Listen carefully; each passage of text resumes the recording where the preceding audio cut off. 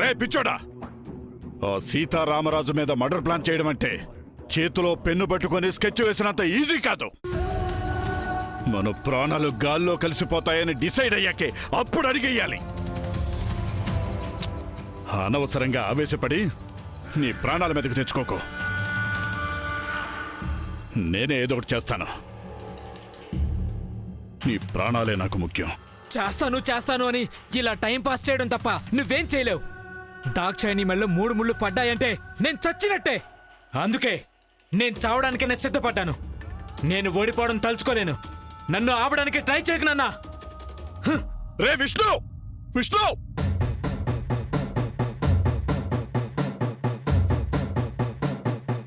వీడింత ఆవేశంలో ఎందుకు ఇలాంటి నిర్ణయాలు తీసుకుంటున్నాడు? వీడికి అర్థమయ్యేలా ఎలా చెప్పాలి?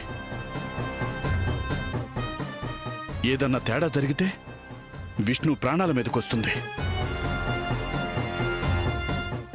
ఎలా?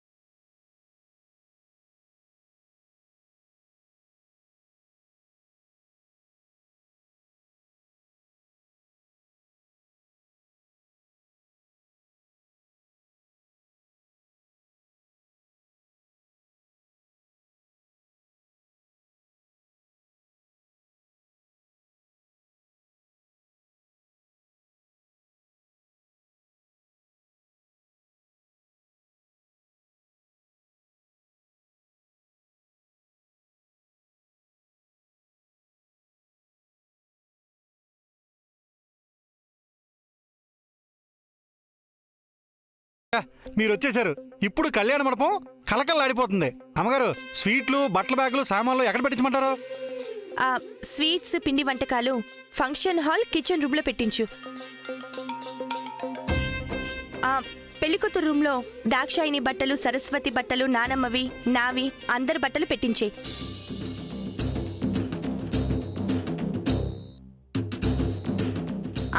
పెళ్లికొడుకు రూమ్ లో మీ మగవాళ్ళ బట్టలన్నీ పెట్టించే. అలాగే అమ్మగారు.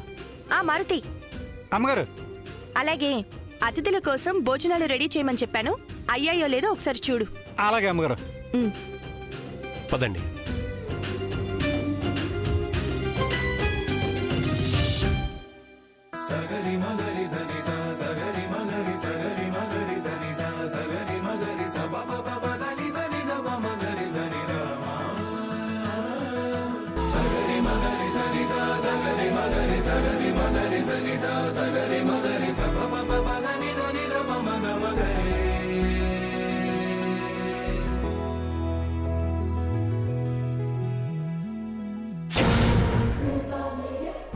బంధాలు బలపడ్డానికి, వంశాభివృద్ధికి కళ్యాణ మండపం అందంగా తీర్చిదిద్ది కళ్యాణం చేస్తారు. వీళ్ల కుటుంబాన్ని నాశనం చేయడానికి నాకు పెళ్లి చేస్తూ ఫంక్షన్ హాల్ని గ్రాండ్గా డెకరేట్ చేశారు. బాగుంది. అన్నయ్య, కళ్యాణ మండపం డెకరేషన్ చాలా బాగుంది అన్నయ్య. రే, ఈ క్రెడిట్ అంతా మీ వదిందేరా. ఫంక్షన్ హాల్ డెకరేషన్ సంబంధించిన ప్రతి విషయం, కలర్ కాంబినేషన్స్, ఫ్లవర్స్తో సహా అన్నీ తనే కేర్ తీసుకుంది.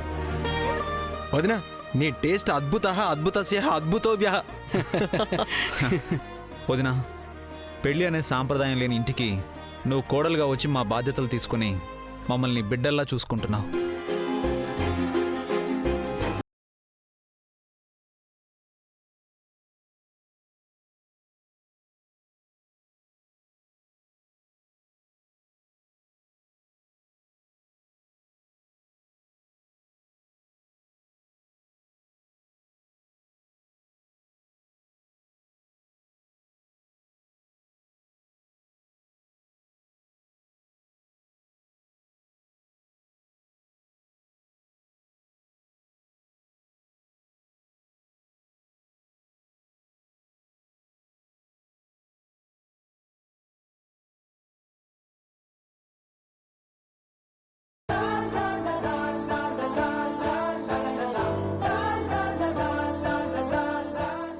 శ్రావణ్లో ఈ మధ్య మార్పు వచ్చింది. అదోలా చూస్తున్నాడు.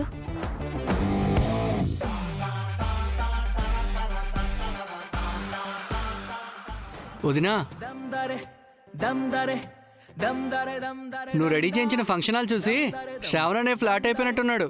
నువ్వు అన్నయ్య అంటే ఈ ఫంక్షన్ హాల్లోనే గ్రీన్ కలర్ శారీ కట్టుకున్న అమ్మాయిని చూసి ఇదే స్టేజ్ మీద తాళి కట్టేస్తాడు.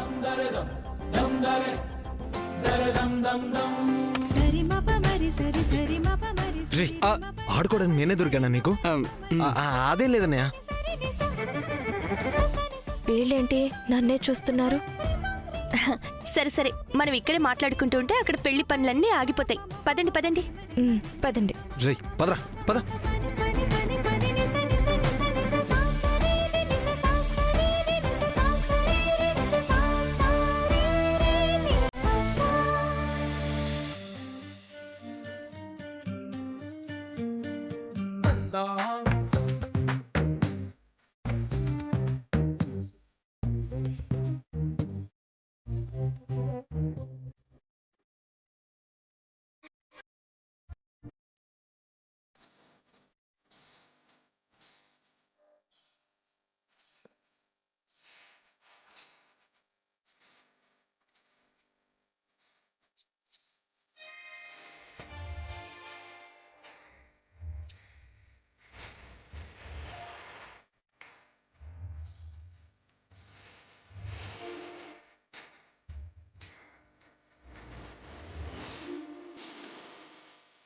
ఊరికే ఇలా మెహందీ స్పెషల్గా పెట్టుకుని కూర్చుంటే మజా ఏముంటుంది? సరదాగా ఏమైనా చేస్తూ మెహందీ పెట్టుకుందాం. ఏం చేద్దాం? ఒక పని చేద్దాం. ఇక్కడున్న అందరూ వాళ్ళ లైఫ్ పార్ట్నర్ గురించి మనసులో ఉన్నది దాచుకోకుండా నిజాలు చెప్పాలి. నాకు తెలుసు, వీళ్ళకి ఛాన్స్ దొరికితే మొగుళ్ళ టాపిక్కే మాట్లాడతారు. సూర్యకి ఇంకా పెళ్లి కాలేదు, లవ్ లో ఉంది. దాక్షాయిని పెళ్లి పిట్టలు ఎక్కబోతోంది. వీళ్ళేం చెప్పాలి?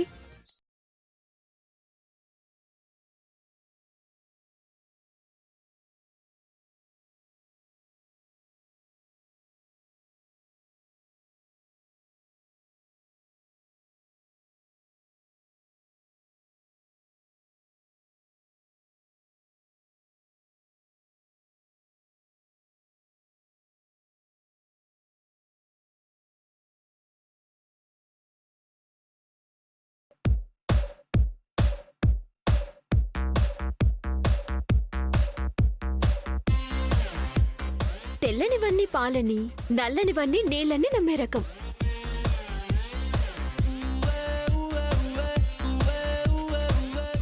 రామాయణంలో పాండవులు, భారతంలో రాముడుంటాడనుకునే అమాయకుడు. ఒక్క మాటలో చెప్పాలంటే అమూల్ బేబీ.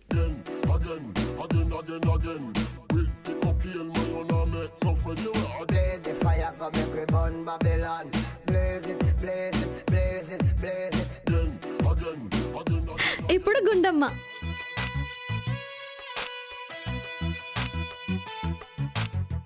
బ్రో, మా ఆవిడికి నేనంటే ప్రాణం. ఏం చెప్తుందో చూడండి. చూద్దాం. నా మొగుడు చాలా అందంగా ఉంటాడు.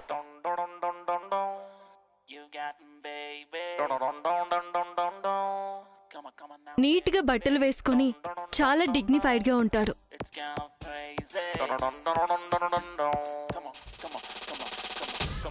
పైకి చూడ్డానికి గంభీరంగా ధైర్యవంతుల్లా ఉంటాడు కానీ పెద్ద తెనాలి. ఇప్పుడు చూడు. తెనాలంటే తెనాలి సినిమాలో కమల్ హాసన్లా.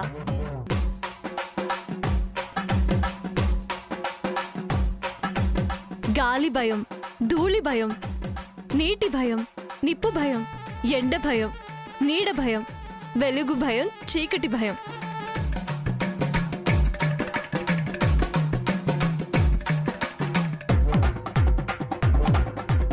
నైట్ పొరపాటున కరెంటు పోయిందంటే అంతే, పెద్ద పిరికోడైపోతాడు.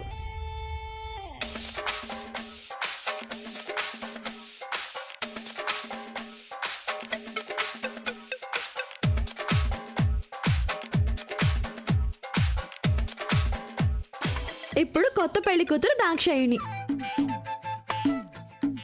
నేనా? నువ్వే.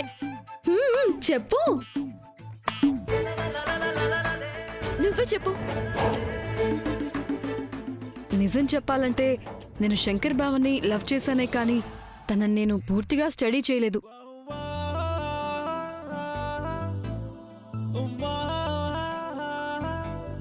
అమాయకత్వం, చిన్న విషయాలకే వచ్చే కోపం, కష్టపడే తత్వం చూసి ఇష్టపడ్డాను.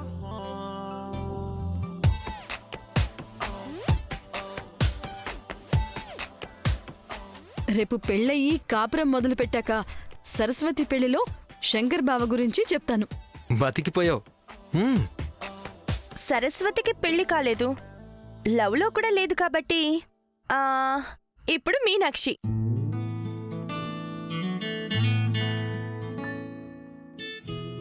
నా మీనమ్మ నా గురించి ఏం చెప్తుందో అందరూ జాగ్రత్తగా వినండి. ప్రపంచంలో ఏ ఆడపిల్లకి అలాంటి భర్త ఉండడు. నేనంటే అంత ప్రాణం.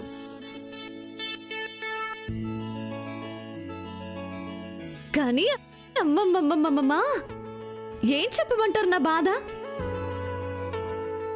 ప్రపంచంలో ఆయనకొక్కడికే పెళ్ళైనట్టు ఇంకెవ్వరికీ కానట్టు తెగ బిల్డప్ ఇస్తాడు అనుకోండి.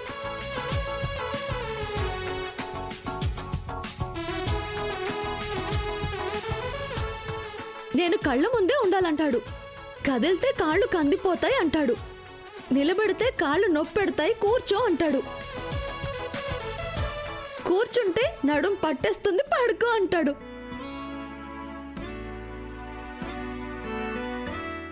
అబ్బబ్బబ్బబ్బా, ఆయన ప్రేమతో చంపేస్తున్నాడు అనుకోండి.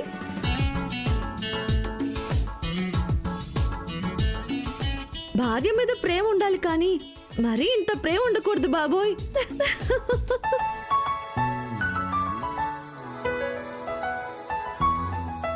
సీత, ఇప్పుడు మీ ఆయన రామరాజు గారి గురించి చెప్ప.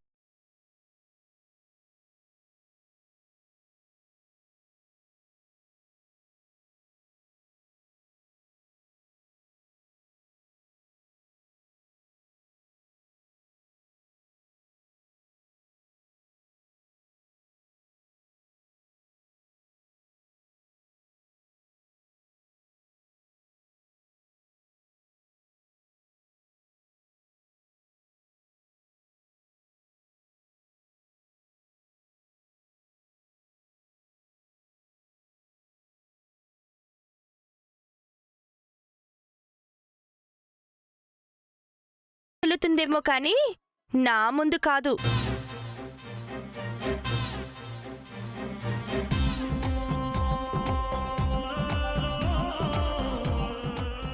అసలు నేనేదైనా చెప్తే తప్ప వేరే పని కూడా చేయరనుకోండి. పొద్దున్న లేచిన దగ్గర నుంచి సీత సీత అంటూ కలవరిస్తూనే ఉంటారు. రాముడు మంచి బాలుడు, మంచి బాలుడు, రాముడు మంచి బాలుడు, మంచి బాలుడు. ఓహో, అయితే రామరాజు గారు మీతో పనులు చేయించుకుంటారు. అంత లేదు. కాఫీ కావాలంటే ఒక్కసారి అడగాలంతే. రెండోసారి అడిగారనుకోండి, నేను కోపంగా కన్నెర్ర చేస్తే హడలిపోతారు.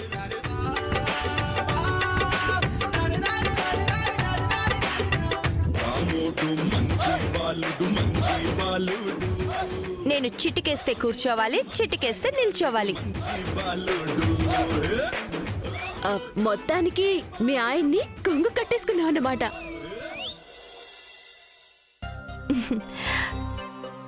కొంగు కాదు, నా మనసుకు కట్టేసుకున్నాను. అబ్బా,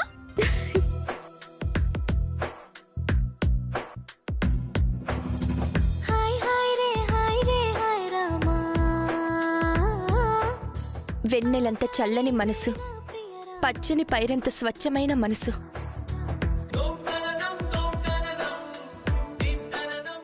కష్టాల్లో ఉన్న మనిషికి తోడుంటారు, ఆపదలో ఉన్న వాళ్ళకి ఆలోచించకుండా సహాయం చేస్తారు.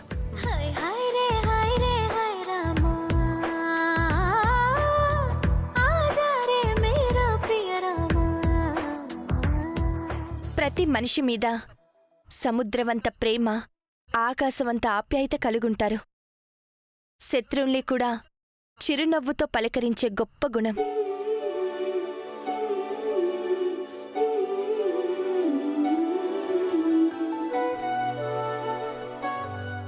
తననంటే గిట్టని వారిని కూడా ఆదరించే గొప్ప సంస్కారం ఆయన సొంతం.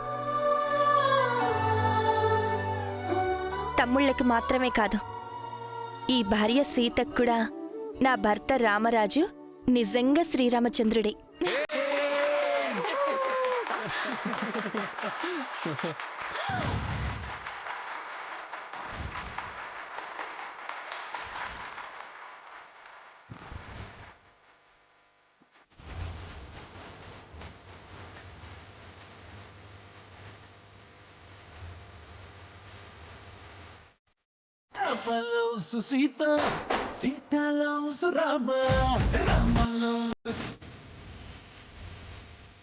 సీత గారిని చూడండి, మన రామరాజు గారి గురించి ఎంత గొప్పగా చెప్పారో. మీరు ఉన్నారు ఎందుకు? మేమందరం మాట్లాడినవన్నీ నిజాలే కదండి. నిన్ను అయినా మీరంతా చాటుగా ఉండి మేము మాట్లాడుకునేదంతా విన్నారన్నమాట. శంకర్ అన్నయ్య దాక్షాయణి వదిన పెళ్లి కార్యక్రమంలో నెక్స్ట్ ప్రోగ్రామ్ ఏంటి? భార్యాభర్తల మధ్య ఫన్నీ గేమ్స్.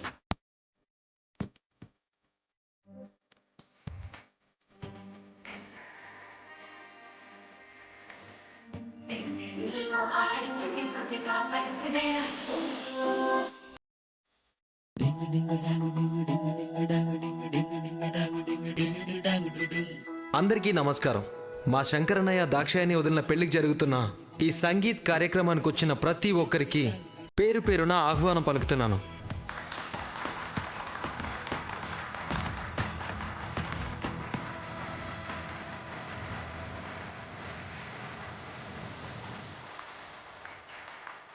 అందరూ ఎంజాయ్ చేసి ఈ ప్రోగ్రామ్ని సక్సెస్ చేయాలని కోరుకుంటున్నాను.